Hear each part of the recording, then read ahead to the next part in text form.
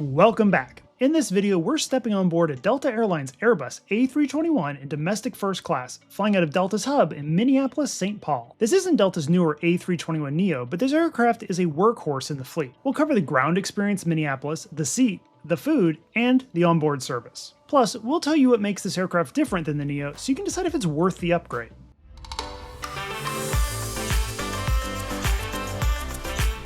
Welcome to Travel at Random. We're Ryan and Trevor. We're here to share unbiased and self-funded trip reports, hotel and flight reviews, and travel advice. We hope we inspire your next getaway. If you enjoy this video, please hit that like button and subscribe to keep up with our latest content. Thank you for watching.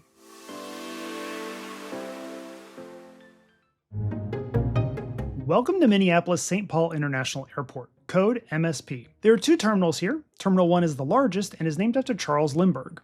MSP is one of Delta's hubs, so they have a large presence here. We're on a connection and we have a few minutes, so let's check out one of Delta's Sky Clubs. Delta operates 3 lounges in MSP. The F Concourse Club is the most popular, as it's close to a lot of gates. The C Concourse Club is a fun relic of the old Northwest Airline days, but we're heading to the G Concourse Sky Club. This is one of our favorite Delta Sky Clubs, and it's the newest in Minneapolis. Access to the Sky Club is not included with our first class tickets. We have access through our American Express credit cards. We've covered the access requirements in other videos, so if you want to learn more, check out one of our lounge comparison videos.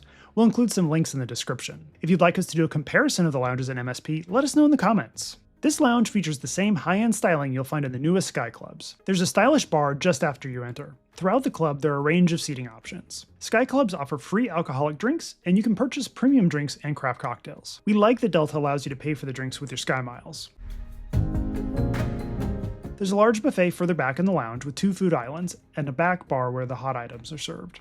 The selection always has some salads, sandwiches, a few hot items, and a range of savory and sweet snacks. This lounge also has a couple of drink stations spread around with soft drinks, water, coffee, espresso, and tea. If you go past the buffet, you'll find a second bar area. This is a conditioned area, but feels like an outdoor space thanks to the large skylights and large untinted windows. There are also some nice views of the tarmac. When the weather's good, they can open up and let in the fresh air. There are 2 actual outdoor spaces as well, but they were closed today. They're open in milder weather. The lounge was a bit busy today, midday on a Monday, but we were able to find a couple of seats near the bar. Our plane just pulled in, so let's head off to our gate.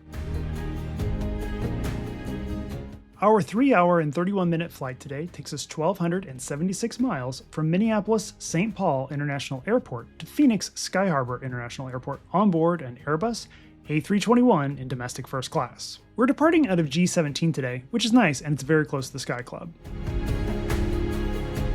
Boarding started on time and followed Delta's standard process. First class boarding in Zone 1 just after pre-boarding and military. This aircraft features 5 rows of first class in a 2-2 layout for a total of 20 seats. There are also 35 Comfort Plus and 136 main cabin seats. We're in 5A and 5B today, the last row in the first class cabin. These seats have been in use for a while, and you'll find them on a number of Delta's narrow-body aircraft. They're 21 inches wide and offer 37 inches of pitch between the seats. They're decently padded and comfortable.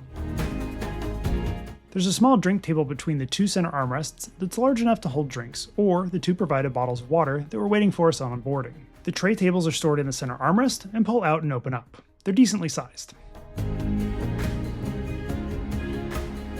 There are individual air vents overhead and reading lights. The headrest is adjustable and each seat has a decent amount of recline. One of the big differences from Delta's newest interiors is that there isn't much in terms of storage. You'll need to make do with the pouch in front of your seat and the underseat storage. Each seat has its own universal power outlet and there is a USB-A power port under the IFE screen. During boarding, the flight attendant came by to take pre-departure beverage orders. Ryan had an iced coffee. Near the end of boarding, the flight attendant came by to take meal selections and to confirm pre-orders. Boarding wrapped up promptly and we pushed back. Enjoy the frosty takeoff.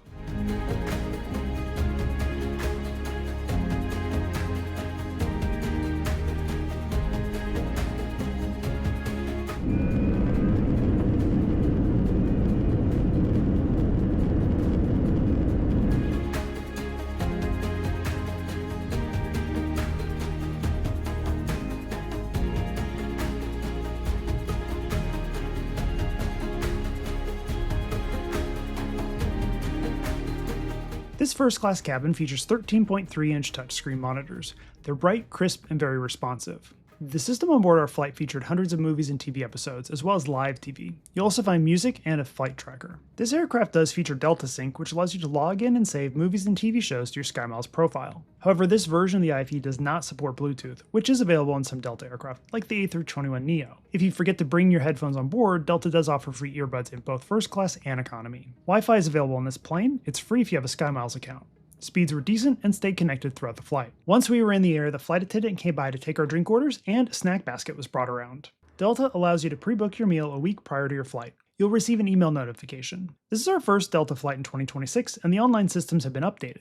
There's still around 5 options and 2 are available for pre-order only, but the design and layout have been modernized. Ryan ordered the José Andre's Chicken Catalan, a braised chicken thigh served on celery potato puree with roasted carrots and pearl onions. He said this was nowhere near as good as the description. The mashed potatoes were the dominant flavor and were a bit gritty, oily, and salty. The chicken was tender, but the portion was small. Ryan said he couldn't believe Jose would be okay with the presentation or the quality of this dish. I ordered the special Shake Shack cheeseburger. Now, this isn't something I'd normally order, but we've seen a lot of positive feedback on this. I was surprised at how good this was. The toppings were served on the side, the lettuce, tomatoes, and onions were all crisp and fresh. The burger was good, the potato bun was soft, and it all came out well prepared by the crew. The burger came with a side of chips and a brownie. Unfortunately, no fries, but that makes sense on an airplane. Delta has stopped serving salads in domestic first class, but thanks to the fresh toppings, there was something to cut through the indulgence today. There's one lavatory at the front of the plane for first class. It's a pretty basic Airbus lavatory, but Delta stocks with grown alchemist soap and hand lotion. The crew also did a great job of keeping it clean throughout the flight. Service on today's flight was good, but after the trays were collected, we didn't see all that much of the crew. The real entertainment on today's flight was the views out the window of the snowy mountains transitioning to the desert southwest landscape. We soon started our descent into Phoenix about 35 minutes early. Enjoy the sunset arrival and we'll be back to wrap things up.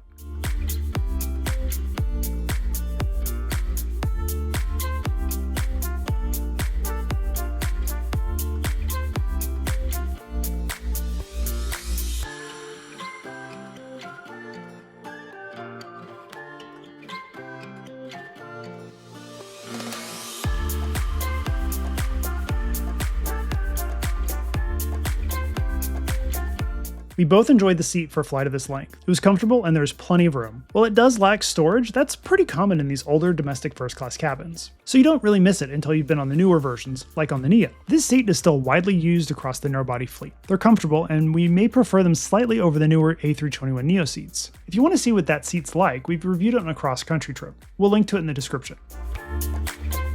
We've definitely noticed that Delta has scaled back their catering in their domestic first class. Side salads have disappeared and we're seeing less and less of the snack basket. Delta just announced it's cutting back on economy drink and snack service on flights under 350 miles, but it doesn't sound like it affects first class. We'll see.